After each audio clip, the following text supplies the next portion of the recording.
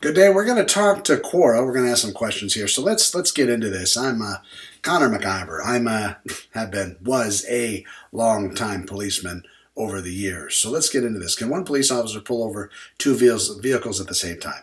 Yes, it's possible. And yes, I've seen this. And yes, I believe I've done this once or twice. But from an officer safety standpoint, probably not the best suggestion. Very dangerous.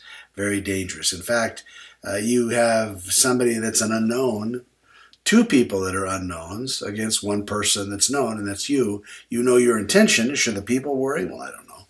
I don't know if there's been enough cases to have proven that law enforcement's out to get everybody. But at the end of the day, maybe, right? Could be enough to be a little concerned. Depends on jurisdiction and the area and if the cops got the mirror glasses on and so on. Maybe they do have something to prove, and maybe you need to watch out, and maybe you need to be incredibly respectful, as I would want myself to be handled if I were ever pulled over, or if ever a police officer tried to signal me to pull over with another vehicle that they were stopping at the same time. So, can they do it? Sure.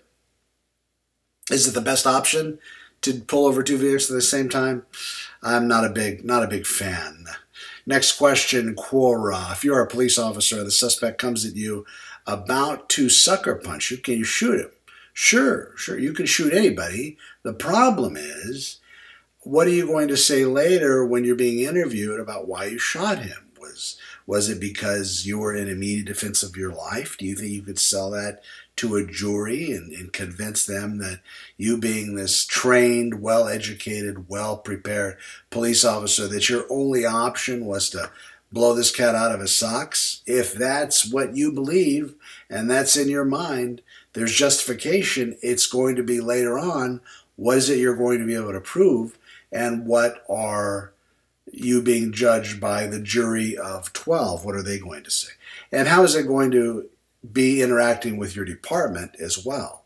You'll have some people on command staff that could be in agreement. You'll have other people, and the way that it's phrased sounds horrible, right? All the guy's going to do is sucker punch. Unfortunately, this comes at us with more knowledge than generally would be known by a police officer.